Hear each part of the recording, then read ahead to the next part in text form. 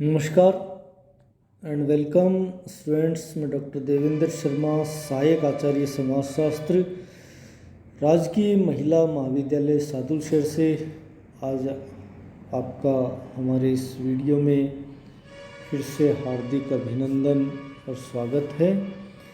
और पिछले वीडियो में हमने कार्ल मार्क्स के ऐतिहासिक भौतिकवाद सिद्धांत के अंतर्गत उत्पादन प्रणाली के तत्वों के ऊपर बात की थी, उत्पादन की शक्ति और उत्पादन के संबंध। आज इस वीडियो के अंतर्गत हम लोग देखेंगे कि ऐतिहासिक भौतिकवाद का जो विचार कार्ल मार्क्स ने रखा वो किस प्रकार से उत्पादन प्रणाली के आधार पर इतिहास का निर्माण उन्होंने स्पष्ट किया और इतिहास को एक नए संदर्भ में देखा। तो आपसे निवेदन है कि हम इस कार्ल मार्क्स के विचारों को पढ़ें। इससे पूर्व आप हमारे वीडियो को लाइक और शेयर ज़रूर करें, वीडियो चैनल को बेल आइकन दबाकर सब्सक्राइब ज़रूर करें ताकि आपके पास हमारे जितने भी वीडियो हैं वो आने वाले आपके पास में पहुंच सकें। तो आइए हम चलते हैं कार्ल मार्क्स के जो विचार हैं ऐतिहासिक भौतिकवाद संबंधी उत्पादन प्रणाली में परिवर्तन के फलस्वरूप किस प्रकार से इतिहास का निर्माण होता है, उस पर चर्चा करते हैं।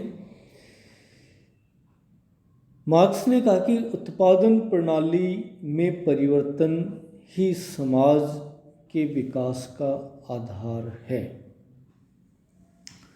उत्पादन शक्ति और उत्पादन संबंधों के बीच विरोध सामाजिक परिवर्तन का कारण होता है। ये ही इतिहास को आगे बढ़ाता है। उत्पादन शक्ति में मशीनें और श्रम शक्ति का विकास एवं विनिमय जो व्यवस्था है उसमें होने वाला परिवर्तन शामिल है, जबकि उत्पादन संबंधों के अंतर्गत मालिक तथा मजदूर के संबंधों में होने वाले परिवर्तन आते हैं। मार्क्स का जो ये ऐतिहासिक भौतिकवाद है वो उत्पादन की प्रणाली से जुड़ा हुआ है। ये उत्पादन की प्रणाली समाज के सदस्यों की जीवन पद्धति को अभिव्यक्ति देती है। जिस प्रकार से उत्पादन की प्रणाली होगी उसी प्रकार की जीवन शैली मनुष्य की होगी। प्रत्येक व्यक्ति का जीवन का दर्पण उत्पादन के तरीकों की अवस्था से घनिष्ठ रूप से जुड़ा होता है। उत्पादन प्रणाली में परिवर्तन से इतिहास का विकास होता है। इतिहास का निर्माण व राज्य की गतिविधियों का विवरण उत्पादन के तरीकों पर निर्भर करता है। परंपरागत इतिहास की समाप्ति समाज के सदस्यों की आत्म चेतना के साथ जुड़ी हुई है। इतिहास का एक युग वहाँ समाप्त होता है जहाँ एक प्रकार के भौतिकवादी संबंध समाप्त होते हैं। व्यक्ति के सभी सामाजिक संबंध इतिहास द्वारा उत्पादन पद्धति के आधार पर निर्मित होते हैं जो पीढ़ी दर पीढ़ी चलते हैं। परंतु ऐसा नहीं है कि उत्पादन पद्धति से जुड़े ये जो रीति रिवाज परंपराएं हैं वो सामाजिक संबंध बिना किसी परिवर्तन के पीढ़ी दर पीढ़ी हस्तांतरित हों। प्रत्येक पीढ़ी बदलते हुए उत्पादन के तरीकों के आधार पर नए रीति रिवाज और सामाजिक संबंधों का सृजन करती है। प्रत्येक पीढ़ी उत्पादन की प्रणाली से जूझते हुए उसमें परिवर्तन करती है और उसी के फलस्वरूप नए युग का प्रारंभ होता है। जैसे ही उत्पादन की प्रणाली बदलती है वैसे ही नया युग प्रारंभ हो जाता है। इस प्रकार जब इतिहास का बदलाव होता है, उस सब का कारण उत्पादन प्रणाली में परिवर्तन ही होता है। अतः इतिहास के अंदर परिवर्तन को उत्पादन प्रणाली के संदर्भ में देखा जाना चाहिए।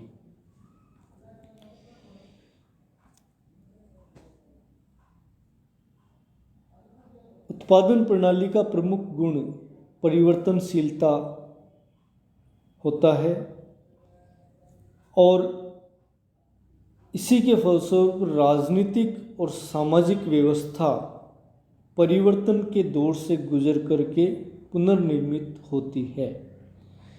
मानव विकास के विभिन्न स्तरों से गुजरता हुआ जो मनुष्य का इतिहास है, वो आदिम साम्यवादी युग से चलता हुआ दासत्व युग की ओर और दासत्व युग से सामंतवादी युग की ओर, सामंतवादी युग से पूंजीवादी युग आदि के अंतर्गत देखा जा सकता है, जिसमें अलग अलग प्रकार की उत्पादन की प्रणाली पाई जाती है, परंतु केवल दो ही वर्ग दिखाई देते हैं।